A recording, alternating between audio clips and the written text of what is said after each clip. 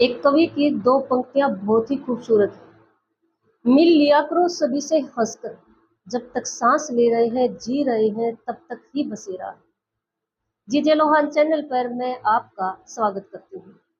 एक बार एक वृद्ध औरत अपने बच्चों को हमेशा एक सीख देती थी, हमेशा एक ही संस्कार देती थी कि जब भी किसी को भी तुम में से एक दूसरे को जरूरत पड़े तो समय पर हेल्प करना हेल्प होता है।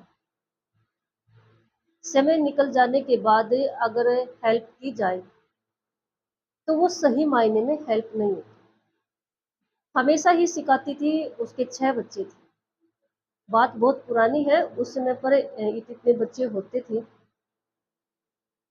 ये बात उसकी जो वो बच्चों को सिखाती थी ना, वह आस पास की जो औरतें बैठती थी पड़ोस में या रिश्तेदार में, ये बात वो हर किसी को कहती थी कि लाइफ में अगर कभी किसी के काम आ सको तो समय रहते काम आओ, क्योंकि जब समय निकल जाता है तो उस हेल्प का कोई मीनिंग नहीं रहता।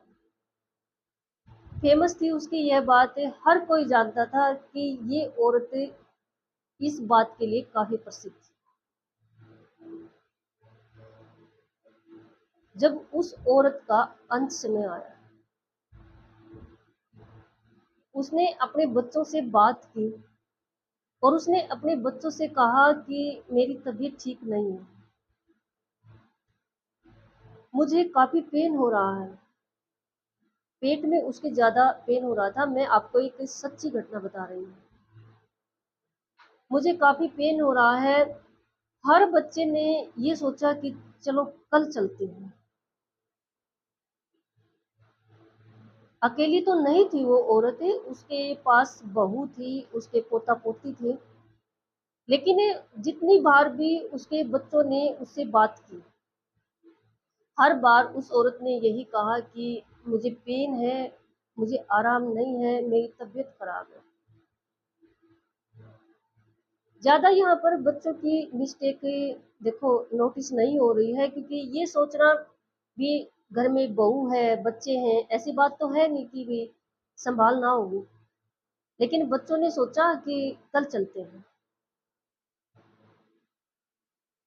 और अगले दिन उसके बच्चे पहुंच तो गए थे, लेकिन डॉक्टर ने जवाब दे दिया पेट के अंदर इन्फेक्शन बहुत फैल चुका था, क्योंकि 12 घंटे तो रात के ही हो गए।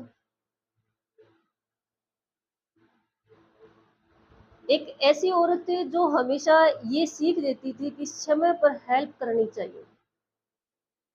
समय पर मतलब किसी को क्या जरूरत है, अगर समय पर वो जरूरत पूरी की जा सके तो हेल्प होती है।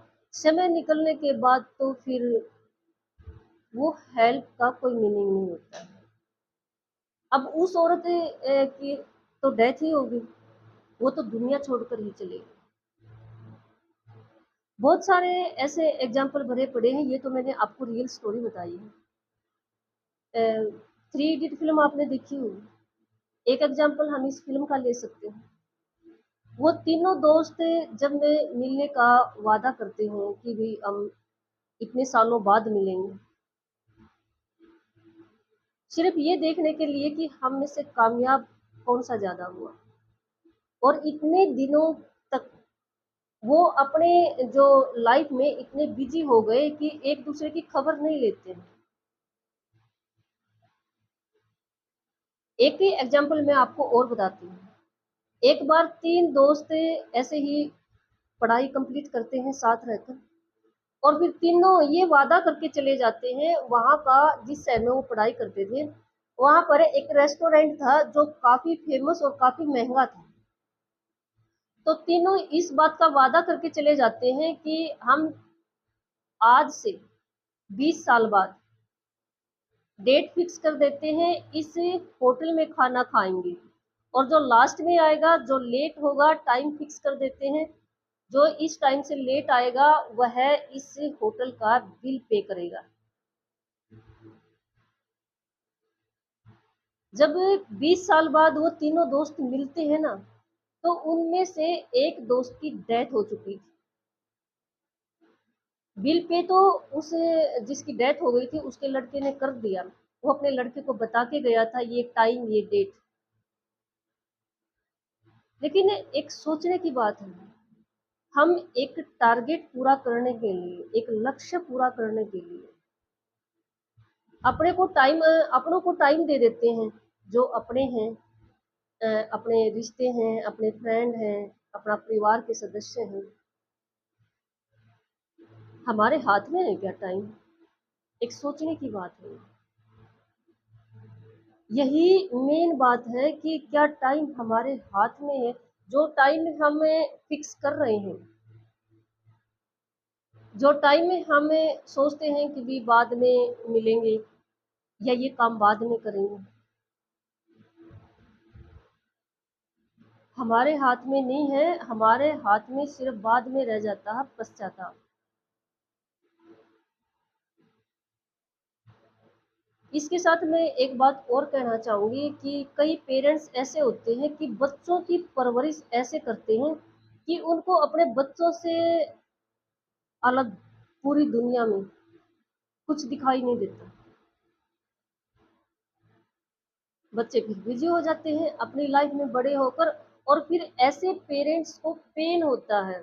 पता है क्यों? उनको लगता है कि जब मेरी सारी दुनिया मेरे बच्चे थे, तो आज बच्चों के लिए मैं एक इग्नोर करने वाला सदस्य इंसान कैसे बन सकता हूँ? मतलब मेरे को इग्नोर कैसे किया जा रहा है? लेकिन ये तो सृष्टि की नियति है, नियम है ये, कि जब बच्चों की अपनी फैमिली शुरू हो जाती है ना, तो बच्चे बिजी हो जाते हैं। ये एक समझने की बात है। एक एग्जाम्पल से समझ सकते हैं। आपने एक स्लोगन सुना होगा कि हम दो हमारे दो। बहुत ही प्यारा स्लोगन है और बहुत ही फेमस भी हुआ था। अब इसी स्लोगन से समझिए, एक इंसान जब प्यार में होता है, युवा होता है, जब शादी करने जा रहा होता है, तो उसके लिए होता है ये स्लोगन कि हम दो हमारे दो। अब जब वो हमारे दो है ना, जब वो बड़े हो जाएंगे, तो फिर वो भी तो यही स्लोगन अपनाएंगे। वो पेरेंट्स तो गए, हम हमारी जो पीढ़ियां है ना, या कुछ इंसानों ने इस स्लोगन को बड़े प्यार से अपनाया होगा, बोला भी होगा, पसंद भी किया होगा। हम दो हमारे दो, इसका मीनिंग समझो एक बार। जब हमारे वो दो बड़े होंगे, तो फिर ये स्लोगन उन पे किस तरह से फिट बैठेगा? यही, वो दो हो गए, फिर उनके दो हो गई, और जो हम दो पीछे रह गई। इस स्लोगन का फ्यूचर ये है। और इस स्लोगन को ना लोगों ने बहुत ही प्यार से अपनाया है, दिल से अपनाया है, बहुत फेमस किया है इस स्लोगन को वो, और अपनी जिंदगी में उतारा है। बड़े प्यार से बोलते हैं, अदब से बोलते हैं, बड़े ही कहते नहीं है कि मतलब जोश से बोलते हैं, खुश होकर बोलते हैं। हम दो हमारे दो, ठीक है भाई, लेकिन जब बड़े तुम दो बड़े हो जाओगे, फिर तुम्हारे दो शुरू हो जाएंगे, पेरेंट्स का क्या होगा?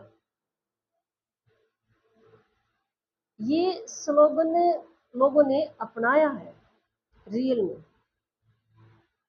कुछ तो ये ट्रेजेडी ही है हमारे लिए, और कुछ भी नियति का नियम भी है ये, कि बच्चे बड़े होते हैं ना, जब एक बार तो अपनी लाइफ में बिजी होते हैं, कुछ तो थोड़े से वापिस आ जाते हैं। जो बिजी होने का उनका जो पैसा बनाने का एक भूत सवार होता है ना, अपने बच्चों के लिए कुछ कर गुजर जाने का, कुछ तो पेरेंट्स के लिए मुड़ जाते हैं, बैक हो जाते हैं। लेकिन कुछ तो इतने बिजी हो जाते हैं कि उनके पेरेंट्स क्या सोच रहे हैं, क्या कर रहे हैं, वो भूल जाते हैं। अपनी जिंदगी वर्तमान में ही जिए, हम दो हमारे दो के चक्कर में ना पड़े। सही बता रही हूँ। अपने बच्चों की परवरिश ऐसे करें कि जैसे जिम्मेदारी निभाते हैं। होता है, देखो कई पत्नियां ऐसी होती हैं कि जब बच्चे हो जाते हैं ना, तो पति की केयर करना बंद कर देती हैं। टाइम ही नहीं होता। मैं ये नहीं कह रही हूँ कि जानबूझकर कर देती है, टाइम ही नहीं होता उनके पास। और सही बताऊं तो मैं उन पत्नियों में से ही थी। अब तो मैं इतनी बुक्स पढ़ती हूँ, इतना मतलब नॉलेज लेती हूँ और उनको अपनाने की कोशिश भी करती हूँ, लाइफ को समझने की, रियल में। बच्चों की केयर करें, बच्चों की रिस्पॉन्सिबिलिटी उठाएँ, बच्चों को सँभालें, लेकिन इतनी गहराई से ना जाएँ कि अपने और रिश्ते छोड़ दें। बच्चों को बच्चों की परवरिश करनी चाहिए, लेकिन पूरी तरह से बच्चों को अपनी लाइफ बना लेना, बच्चों पर की मतलब घुल-मिल के रह जाना, मीन्स मीन्स पता नहीं मैं आपको समझा पा रही हूँ नहीं, मेरी बातों का गलत मतलब मत समझना। मेरे कहने का मतलब ये नहीं कि मैं बच्चों की केयर नहीं करनी चाहिए या बच्चों मेरे कहने का मतलब सिर्फ ये है कि कई होते हैं जो बच्चों के बिना नहीं रह सकते। मीन्स जो बच्चों में खो जाती हैं औरतें,